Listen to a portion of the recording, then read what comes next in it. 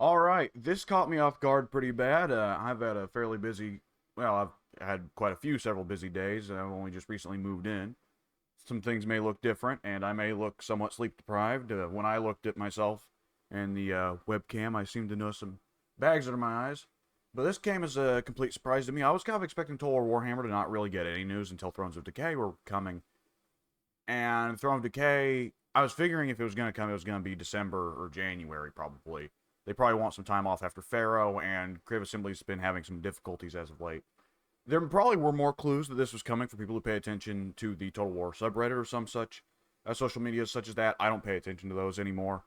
I just got really sick of the negativity on them. So, nonetheless, I want to go ahead and hit these patch notes and look over them, talk about them, and if there's nothing worth talking about, I just won't upload this video. But if you're watching this, that means there's something worth talking about. So, hey. So, looking over the little summary they have here, tear down walls and bolster your own with the latest settlements and siege battle update. I can really hope for a lot, but I'm hopeful.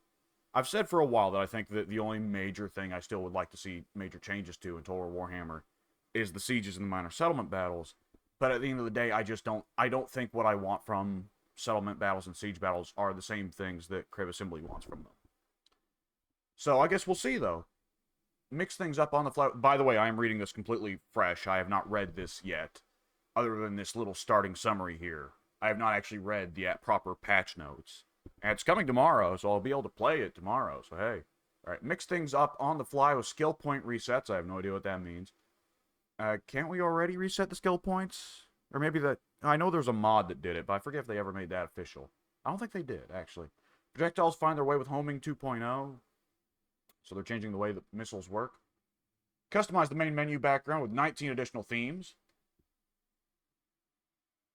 That is nice. I do like that. I was... The themes we had, the Chaos Dwarf and the... I didn't know. I thought the themes were Stand sturdy with a massive suite of bug fixes, race tweaks, UI improvements, and more. As one would expect. Skill point reset. We've added a button to allow you to reset skill points. When clicked, this will wound the character for 3 turns or will clear all skills. Once the character returns, their skills can be redistributed. Use this to switch up your playstyle on the fly or adapt to a campaign that might have swung in a new direction so you remain on top. That is an interesting one. I feel like, so the obvious point of skill point reset is when you confederate another faction and you get their lords, or especially their legendary lords, and the skills are all put in terrible places. That's the primary point of this. But it would be interesting. I do find it interesting the idea, like, of having a lord pivot away from, let's say, the red tree that's focused more on being a frontline general, and maybe pump a bunch of points into the blue tree for growth or untainted or something like that. Difficult to say. I'm not sure how viable that would be. Growth could be very nice for getting a settlement up faster. But yeah, that's a neat quality of life feature. Settlement and siege battle. Okay. The goal of this patch is to improve your experience with the current settlement battle gameplay and the features within it. While adjustments have been made to interactions with settlements on the campaign map, the bulk of the changes can be seen within the battles themselves. What does that mean? We'll look at the intent of the changes, how we're striving towards that intent, and how it will alter your settlement battle strategies moving forward. Let's roll. Intent. Hang on, let me just check. Yeah, we're good. Intent. To add more depth to gameplay when using stealthy units to exploit the score-based victory objective. It's definitely been noticeable in the past you can do some goofy stuff with stalked units and sieges. An example being players using stealthy units to capture the Tier 5 Tsar Nogrun settlement early on in the campaign. The major capture point has been fairly exposed to stalker units and should be more of a final fallback location when defending your settlement. This change also pairs with the 4.0 update where we removed victory tickets from the key building point. You will now find that the major capture location is locked by the key building location, and to gain access to the major location as the attacker, you will have to capture the key building point to unlock it. I see. This has been done to promote more of the desired fallback gameplay and to make capturing a key point a little harder in the early game with the use of stalker units. Okay, I'm a little bit tired, so I'm having trouble entirely parsing how this is working out. But it seems to be, yeah, looking at this picture, the plaza, the main building is still, it's the only one that generates victory points. You can only win by capturing that point or wiping out the enemy army. But you have to take the key building, which is the leadership one, before you can take the main plaza. Okay, so it's entirely just to prevent cheesing the AI by dropping a stalked unit there. Settlement vision abilities. Okay, let's see. The intent is to add further gameplay depth when using stealthy units to exploit the score-based victory objective. Currently, Stalker or other stealth units can walk freely throughout a settlement without being spotted. Buildable settlement towers now have an ability that grants vision of Stalker units in the nearby area. This is to aid in finding those sneaky units who run through your streets unseen on their way to the captured points. Destroying the building will disable the ability to allow you to freely roam the settlement. I'm sorry, what? Destroying the building will disable the ability to allow you to freely roam... Oh, just okay, I wasn't parsing that. Destroying the building will disable the ability, comma, allowing you to freely roam the settlement. That's, at least I think that's how it's supposed to be. I think I've said in a couple videos that when I play, at least on my own, and I want to do this in recording, but I've kind of always been hesitant about it because it can seem a little cheaty. But I always turn off towers and sieges. I get mods that do that. I don't like them. Simple matter of the fact. But like I've said before, what I want from sieges is not what Crave Assembly wants from sieges. So for me, this isn't a big change because I'm just going to still use that mod to remove towers. But I can see where this helps prevent exploits, which is, I guess, nice. Okay, this is actually quite nice, because nerfing stalk units and sieges, I don't really care. You could cheese the AI with it, but I'm not too worried about what you can cheese the AI with. Because if it's not, fun. But additional barricade positions, that's actually a cool change. The intent is to add more battle flow control options to players in both major and minor settlement battles. An example being some of the minor settlements having split paths with barricade in one path but not the other. We've gone through each of the settlement maps and added in more barricade placement options where possible. Some maps have more options than others that make use of the space within the settlement. Barricades have been strategically placed to face outward from their connected capture locations, effectively bolstering the defense of these key points. While some of the barricade placements may appear unconventional at first glance, they have been carefully designed to address various angles of attack in settlements with multiple entrances. Our aim was to create a more balanced and challenging siege experience for all players. This is nice. I'd love to see a lot of barrier placements to encourage more player creativity. But at the end of the day, this is a step in the right direction. Hopefully there are more steps, but who knows? Like, this is generally, like, it seems to me like the ideal I want from sieges is generally to be able to build defenses that enhance the units you have access to, but are not like the towers, which are almost basically functioning as super units in a sense. Just in terms of the infinite ammo, long-range missile unit that can deal pretty great damage if you go for one of the higher quality towers as well. To me, that's just replacing units. It's not enhancing the units you've already got. I don't know. It's differing approaches. I think at the end of the day, what I will never be able to get past with Crave Assembly's mentality for sieges is Crave Assembly, I think, really wants to encourage a aggro rush play for siege that is just constant action. No slow sieging, no wearing down, no attrition, no bringing down the walls with wall breakers or artillery. The battering ram might as well not exist. You start the siege and immediately you tell all of your units to ladder up the walls.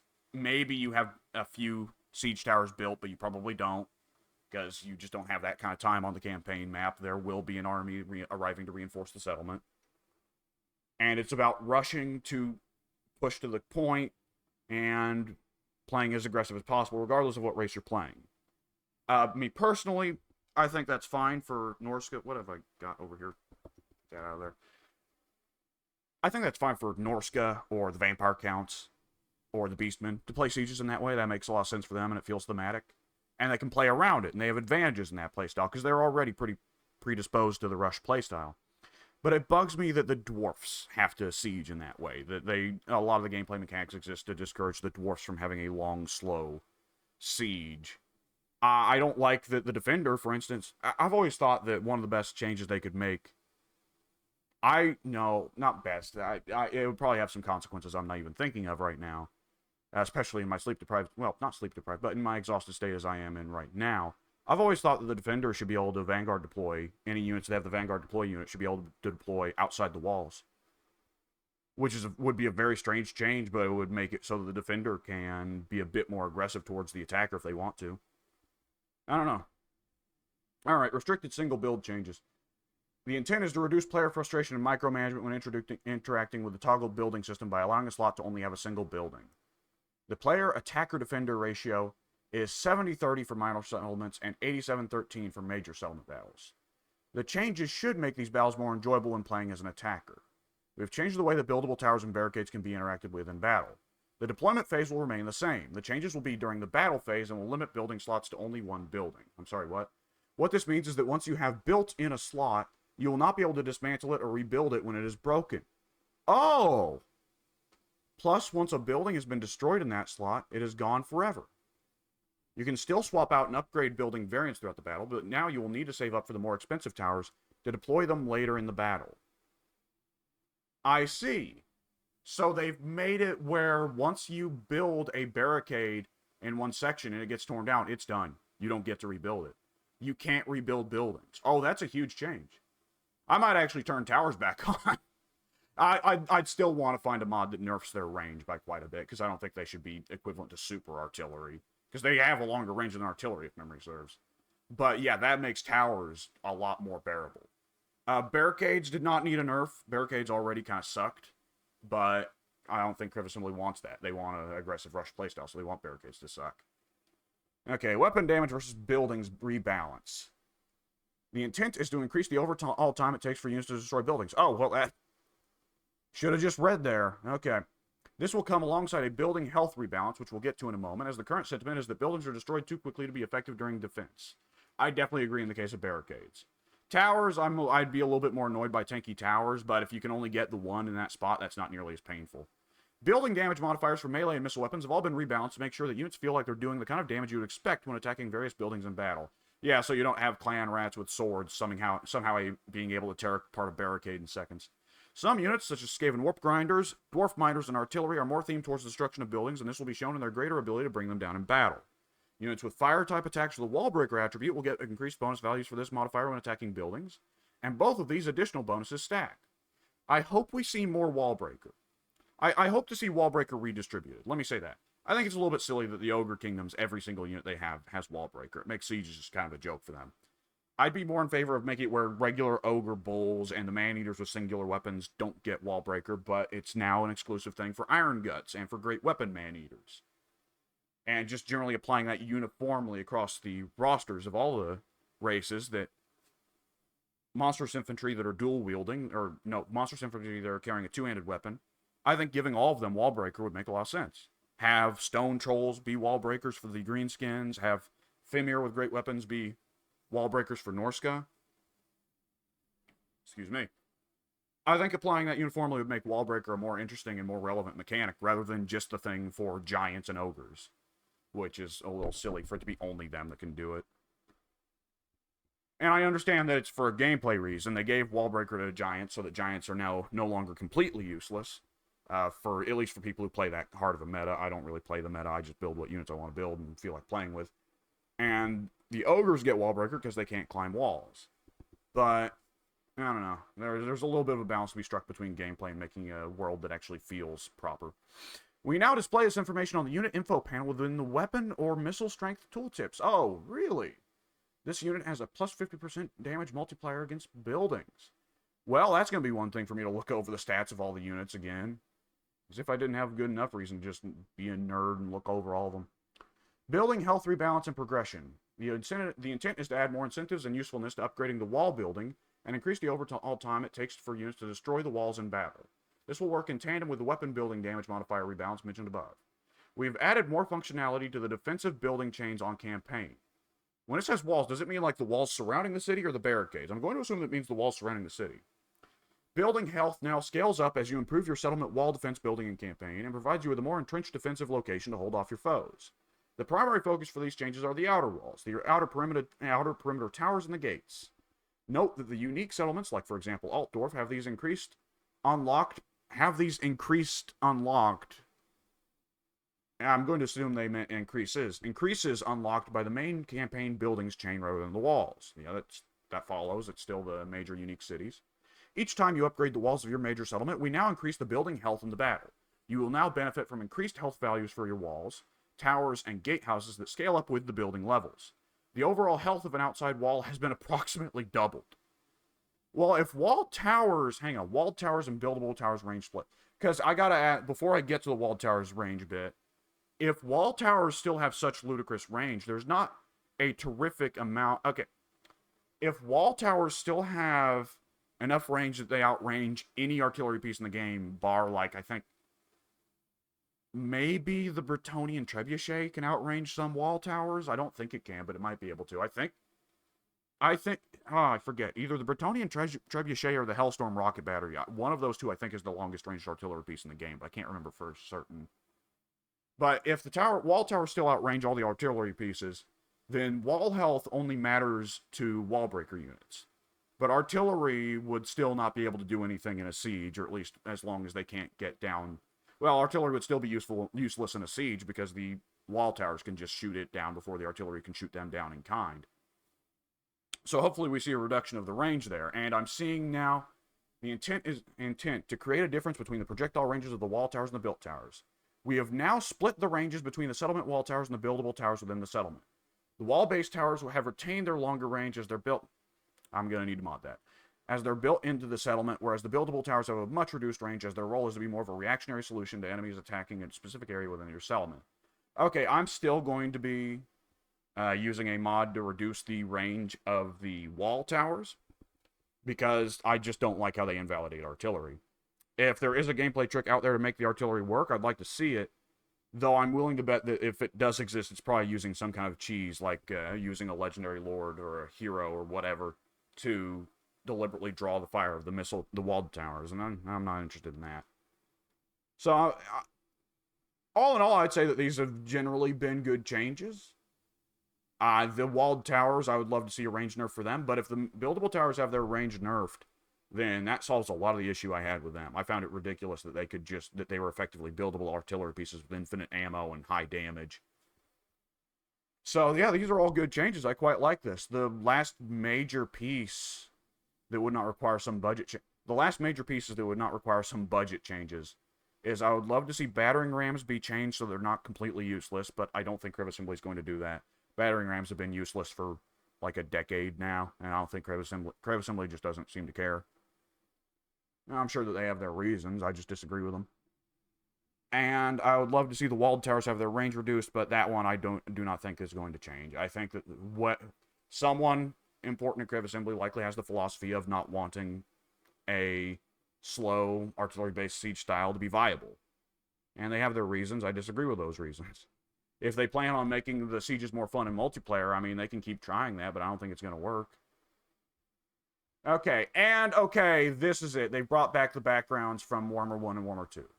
Yeah, we're delighted to enhance your Total War Warhammer 3 experience with a touch of nostalgia, yada yada yada. Indulge in 9 classic images from the first installment and 10 from the sequel. That is excellent. I am very happy with that. That is very nice, because the backgrounds Warhammer 3, I wasn't so fond of always having Tsar Nogron sitting in the background. So, being able to switch it back, Warhammer 2, I always liked the background images for, what was it? Hunter and the Beast, was it, I think? Where, whichever DLC it was, there was Nakai versus Marcus Wolfheart. And it had that contrast between Wolfheart, the Imperial colonists annihilating Lustria, while there's the natural pure side of Lustria to the side. I always quite like that, but I'll probably switch up the screens. It's neat to have that. Alright, stability and performance, fixed a rare crash. Yeah, a lot of these are going to be things I haven't really run into. Okay, gameplay rules and systems. Reworked homing projectiles to be far more aggressive and accurate in their homing, enabling them to hit their targets more consistently. So that's a buff for Doom Divers and the Hell Cannon. Fixed pending diplomacy officers offers, not officers. Diplomacy officers, that'd be an interesting mechanic. Fixed diplomacy I'm starting to slow down. I'm starting to wear out. Fixed pending diplomacy officer. Fixed pending diplomacy offers. Oh, I've done it. Okay, there we go. I'm getting lightheaded. Not being interactable if they were received when the diplomacy panel was already open. Haven't run into that, but it's good to know that whatever that was, it's fixed. Spellcasters without sniper now revealed, for example, while hiding in forests or casting spells. I was not aware that was the case, but that does make sense. Is it even possible to get snipe on a caster? Fixed an issue where the Warriors of Chaos and Norska enslaved captives option would sometimes appear for other races post-battle, rather than just between the Warriors of Chaos and Norska. I've not seen that, but I could imagine that would be a bit humorous with some of the races. Somehow that just wouldn't fit the chivalry of Bretonnia, I feel. Ambush withdrawal zones have been moved from behind the ambushed army to a harder to reach location. I have noticed sometimes that it was rather easy to reach, though I've still never had an ambush battle end in a successful withdrawal. I've never fought a defensive, I've not fought a defensive ambush battle since the addition of the withdrawal zones. But in terms of the aggressive, the offensive ambush battles, I've not had any enemy successfully withdraw that I noticed. Maybe a goblin got away once, but who cares? Siege capture points now use sticky tooltips and contain relevant information about capture point behavior. An alert has also been added for attackers when they are losing control of a location that unlocks another. That's good. Fixed a number of Lord recruitment rank technologies that were not increasing said rank when replacing a Lord, only when recruiting a fresh one. Certain buildings that applied corruption faction-wide were applying it to every region, and so it would combine in provinces with multiple regions. Now it applies per province. I was not aware of that, but it did seem like there was some insanity going on with the corruption some lords and races had access to. Fixed some instances where when a settlement building was damaged, the settlement would lose its walls. Okay, a lot of AI logic changes. Presumably not a lot of big ones here. Presumably a lot of these are just fixes for exploits or something. Reduce the frequency of ground-based AI melee units attempting to engage flying enemy units and just idling underneath them instead. That's pretty good. I like that. That's a pretty great mental image. Some dwarfs running underneath, I don't know, skinks riding pteranodons and just waving their axes aggressively. Alright. Fixed an exploit where casters mounted on War Beast could cast a magic missile spell and then move to avoid paying the Winds of Magic cost for it. I've not heard of that, but that's pretty neat. And they've made it where you can get achievements for completing the long victory type. Didn't even know that was an issue. That's an odd one. Alright. Battle adjustments. Here we go. We're getting more into pictures. Single entity knockdown reactions. We have adjusted the behavior of units targeting a single entity that's been knocked down in combat. This can be broken down into two different cases. They've messed with this before. I remember back when I was playing Warhammer... It was back during Warhammer 2. And they were trying to fix an issue where cavalry units could effectively just kill any foot lord or foot hero they wanted to. Because they would just repeatedly charge at the lord or hero and knock them over. And while the lord or hero had stats that indicated by all means they should have whooped the cavalry, no problem, they kept getting knocked over and as a result could not start any attacks. They were just taking charge after charge after charge. And on one hand, it was not a very efficient way of doing it. It took a long time to kill a lord or a hero that way. It was nonetheless a good way to take a lord or hero out of action entirely, especially if you were using a cheaper cavalry unit that was not much of a loss to have committed to that. Okay, when a unit with multiple entities knocks down a single entity target, previously they would engage in charge behavior where they charge across and around the knockdown entity until they stood back up. Under the new system, they have two new cases they can employ depending on the state of the knockdown entity.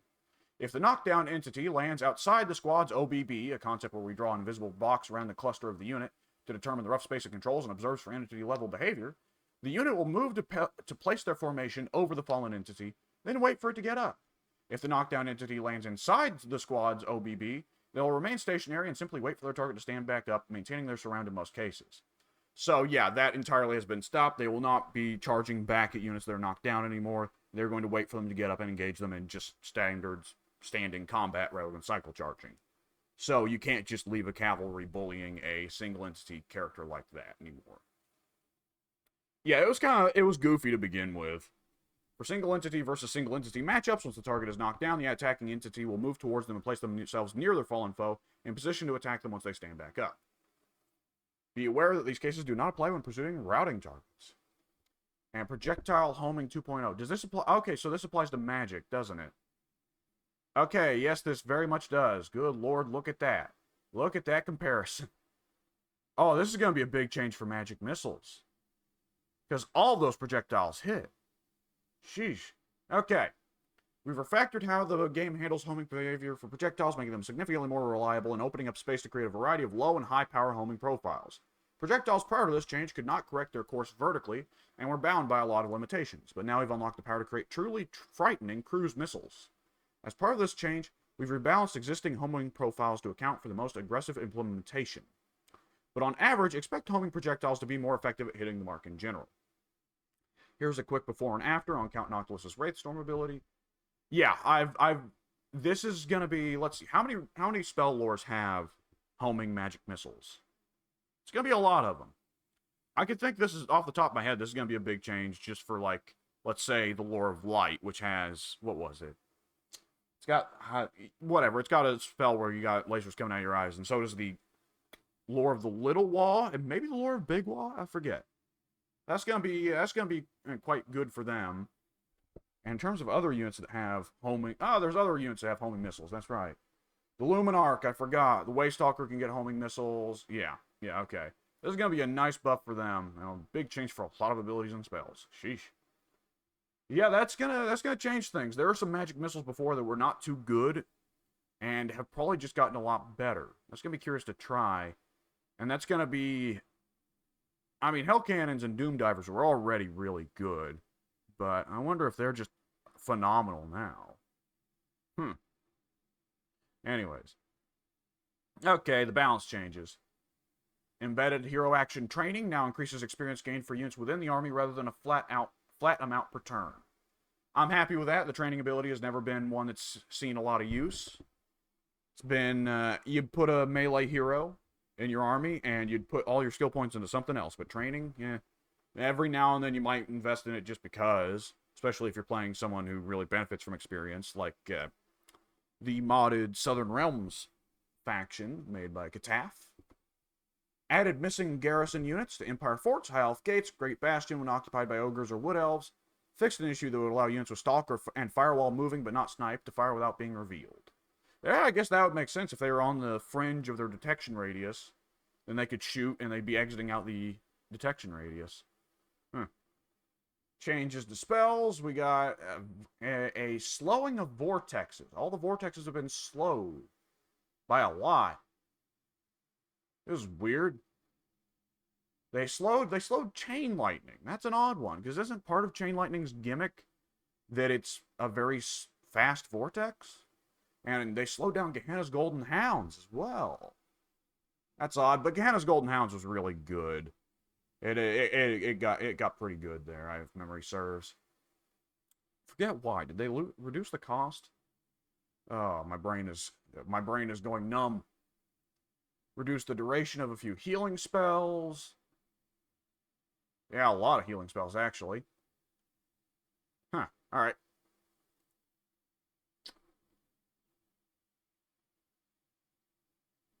Added character traits for when fighting battles and using hero actions against the Chaos Dwarfs. I wasn't aware they didn't have any, but I've not fought the Chaos Dwarfs very much. I stay out of the Dark Lanes if I can help it. Ooh. The student and archivist followers will now drop when a character ranks up on the same turn as when the faction has completed researching a technology, rather than when the faction was not researching any technology. I believe that's a big change for a lot of the cheesers and exploiters. I'd heard of that one years ago. I remember, I don't watch much Legend of Total War. He's just not my style. But I remember one of the times I did watch him, like, that was a big thing. You always make sure to, at the start of your turn, drop whatever research you're doing, have your battles, hope that you get students or archivists, and before the turns end, resume the research. And this fixes that exploit, so that's nice. That was a silly cheese, because it would often feel like if you weren't cheesing it, you were just unnecessarily handicapping yourself. So I like that. The Sword of Cain will no longer be awarded to quest battle factions or non-standard armies, such as caravans, disciple armies, and ogre camps. That never occurred to me that if you lose a quest battle with the Sword of Cain on you, you probably just drop it to the quest army. It's pretty funny. It'll correctly return to the Shrine of Cain when the owner is defeated by an army that is not able to equip it. That makes sense? Alright, added more ancillary set bonuses. That's nice. Alright, Beastmen changes. Added missing corruption effects of the unique herdstones found in Lothern and the Oak of Ages. Probably a lot of this will not be too terribly interesting.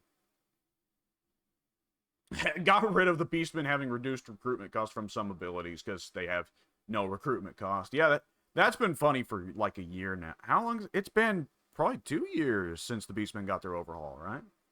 I always got a kick out of that you could get reduced recruitment costs as the Beastmen. That made no sense. It was delightful. And they no longer get growth bonuses either, since they don't have a growth mechanic. They no longer receive missions to control provinces or gain income. Really? I thought both of those were fairly reasonable, actually.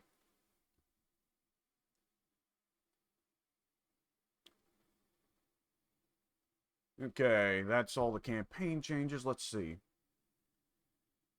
And yeah, just some mild multiplayer changes, stuff for domination. Just slight money changes to Ungors. They've been lowered in cost. That's they're already fairly cheap, weren't they? I wouldn't have told you that the Ungor Horde cost 400. I would have told you they would have cost 375. Well, now they do.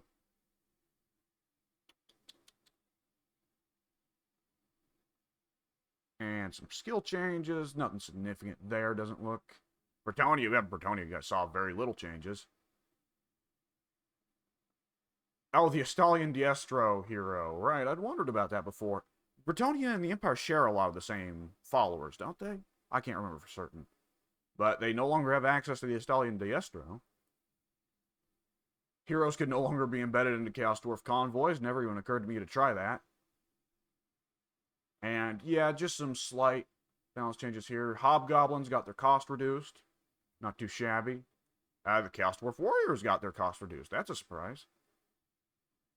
I haven't put in nearly enough time with the Chaos Dwarfs to really judge, though.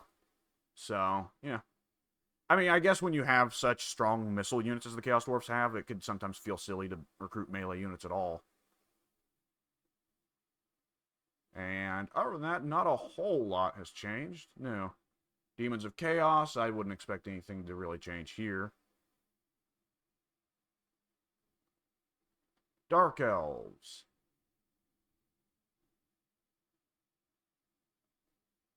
A lot of changes to the Blood Rack. Yeah, they would have to change how her missiles work a little bit with a change to homing attacks, because the Blood Rack Medusa's missile was already fantastic. Making it even better with the homing changes would be pretty crazy. So, okay, she now does... It looks like less damage in general. Oh, okay. Shots per volley from 1 to 5. She now screams out multiple sound waves. Curious. The damage has been reduced slightly, but not a whole lot. The big change here is that she's lost... Well, even that's not really a big change, come to think of it. She's lost a bonus versus infantry, but she still has explosion damage, and she still has got pretty good damage all around. So that's still going to be a good... what would be a word for... I guess a missile monster. The Cold Punch chariots are no longer able to range attack walls. Never even occurred to me to try, but I guess they are considered a war machine, aren't they? And the Blood Rack Medusas are now anti-large. How about that? That's quite 30 anti-large. That's a lot. Sheesh. So a Blood Rack Medusa in a melee fight against a monster or cavalry now has 75 melee attack. That's quite good. No real changes for the dwarfs.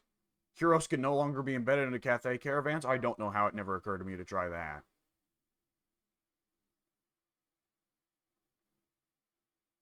And, some changes to the Harmony system.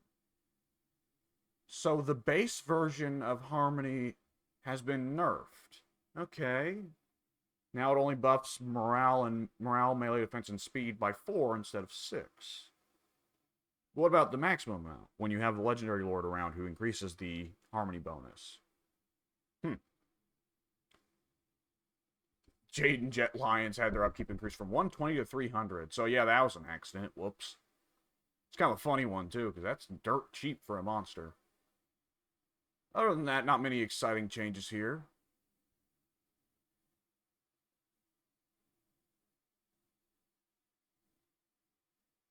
Yeah, nothing exciting. Okay, let's see. For the greenskins, let's see. Anything exciting here? Nope, lots of just little minor upkeep changes here. Biggins are cheaper. Black Orcs are cheaper. That Black Orcs are quite a bit cheaper. A loss of 100 gold. That's quite a bit cheaper. Man, that's good. And the Rogue Idol has also been reduced in cost. Yeah, just some slight cost decreases so you can get a bit more nutty with the units. A little bit more nutty with unit spam in multiplayer. For single player, that doesn't matter so much. High Elves doesn't look a whole lot changes here. In terms of balance changes, this has not been a huge update. This has been a system change update, very much so. Yeah, it's... Oh, Kislev looks like we got a bit more, not a whole lot.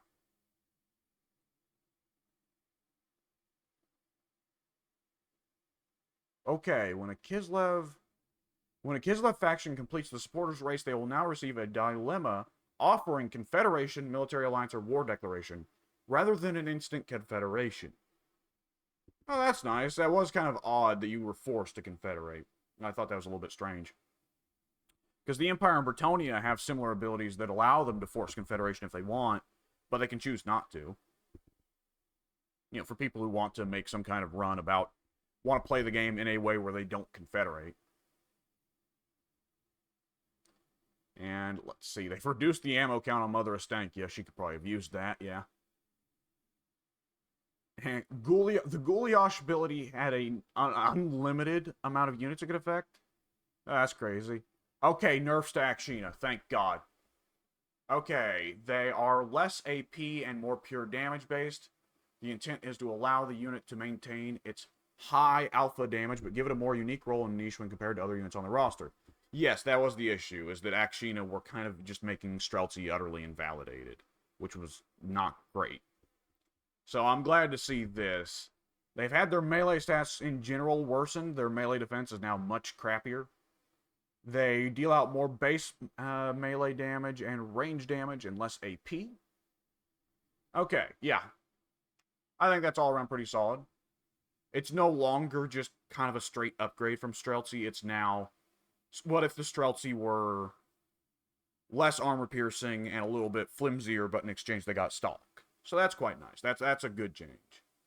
I'm glad they stated the intent of the change as well. That's not going to stop people from bitching, but nonetheless. Lizardman, not a tremendous amount of changes here. Going to be a lot of Nakai fixes, I bet. Poor Nakai, since he's running such a weird, unique campaign style, he always needs to be treated like his own separate thing.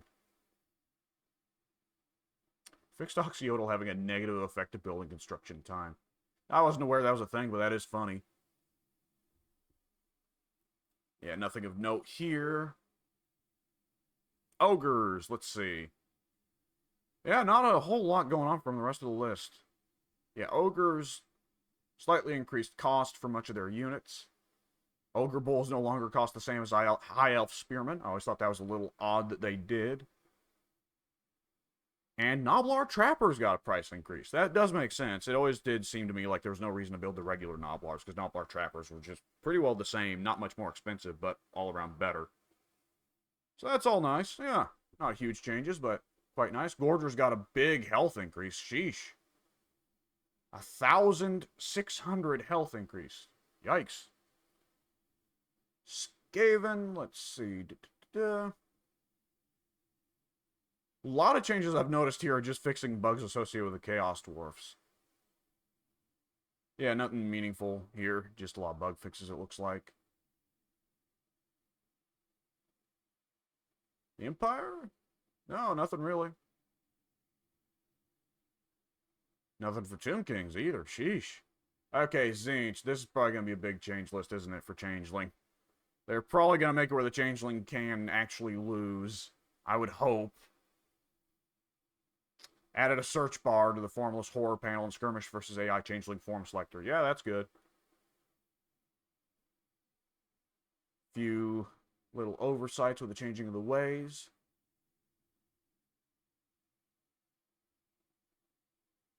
Oh, fix the Changeling's parasitic income buildings not having the effect that hides the Changeling's local armies. I forgot about that. Was that not a building effect listed for every other building? I don't remember.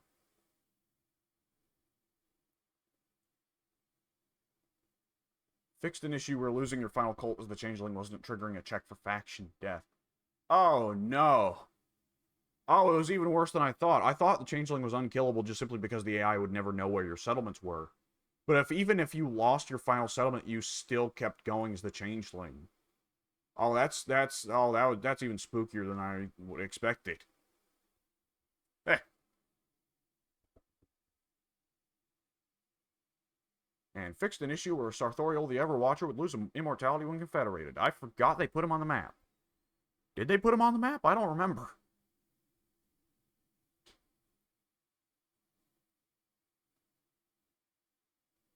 And other than that, just a whole lot of little changes here. Changeling price now scales with transformation selected. Oh boy, I wasn't aware that was an issue, but I bet that caused multiplayer issues.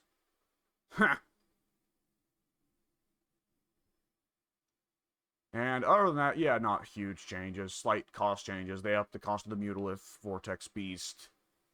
Upped the cost of the Zongors, yeah. Nothing for Vampire Coast. Nothing for Vampire Counts.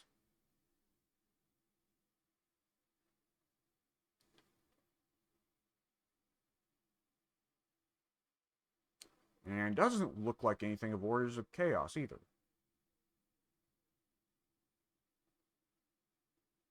Oh, Wood Elves are still going. I almost forgot just how many races there are in the game by now.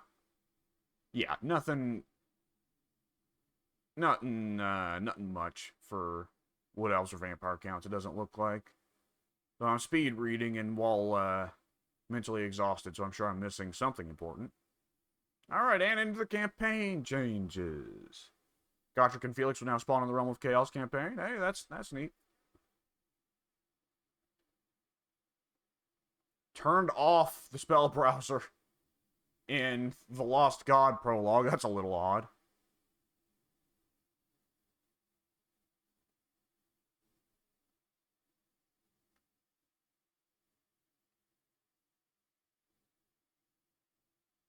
Yeah, not very huge changes either here.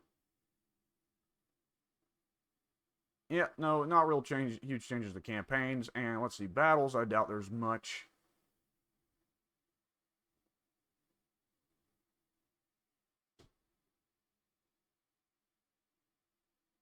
Yeah, quest battle changes, just some slight fixes to maps. Yeah, there we go.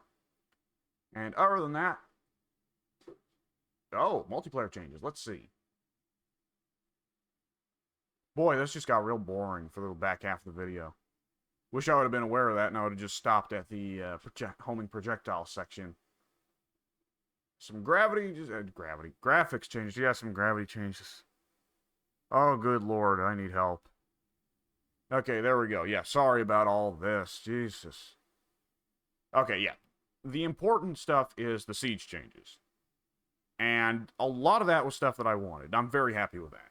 Realistically, the only two issues that I mentioned that I have left being the walled towers. I can get a mod that does that. I have a mod that does that. So that's not really a problem.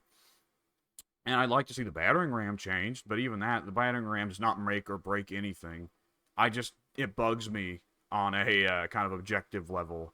The battering ram is a mechanic, a item that exists in game for no real reason. Let's see, let's look real quick at the looking forward section. With that, everything you've just read for the patch 4.1 will arrive in game tomorrow. I'm excited to try it out. Jump in, try out the new settlement battle, strike your foes with homing projectiles, switch up your builds mid-campaign, let us know how you get on with everything this patch has to offer. Never stops either. We'll be back with news on our next patch and new content in the near future. That, as they say, is that for this particular update. Be good, be kind, and be loved. And of course, see you on the battlefield. I do not think the Total War fan base is going to be good, kind, or loving. Nonetheless, here we go. There we go. So yeah, the siege changes. That's all very exciting stuff. Like the skill points, that's a very nice quality of life change. The homing missiles change. It's gonna be very interesting. It's gonna be more impactful for magic spells than it is for a lot of the units that already had homing missiles. I did not think of the magic spells when I was seeing that, but that's gonna be quite a nice change for them. It's gonna be interesting to see how they work out. The siege changes, though, I'm very curious. I imagine that Crev Assembly doesn't intend to work on sieges and minor settlement battles too much more. I think, broadly speaking, they've gotten pretty close to what they want. And I don't... I don't know. I'm not a mind reader. I'm not inside Crib Assembly. I can't guess really too effectively at what they want. If I had to take a shot in the dark, I think that they want to make it where siege battles are playable in multiplayer and not just, something that you just don't consider to begin with. And on that level, I don't think they'll ever really get to that point. But I could be dead wrong, and they have some other intention. Broadly speaking, I think this is as good as sieges are ever going to get. I wasn't expecting them to ever touch sieges again to begin with. We'd gone so long with them not touching sieges at all. People can definitely keep wishing for stuff like sappers, and I think that's all very cool. But I just don't see it happening unless some modder is really able to crack down the way that these sieges are coded, and I think they're pretty difficult to work around, these sieges. So, nonetheless, yeah, pretty cool update. I'm excited to give it all a shot, try it all out. Curious when Throne of Chaos or Throne of Decay will come. I have to assume it's going to be 2024. If we're getting an update in November of 2023, Crib Assembly does not usually have an update one month and then another the next. Maybe they're trying to make some kind of apology for complaints people have had about Pharaoh and stuff recently, but some apologies don't entirely work on some people. I'm gonna be excited for Throne of Decay regardless of whenever it comes. It's probably gonna be TamurCon, and I'm excited for TamurCon. I'm excited to see what comes with it, what units and such. And this is pretty cool stuff. So, let me go ahead and wrap this up before I embarrass myself too hard with my exhaustedness. I will see you folks later.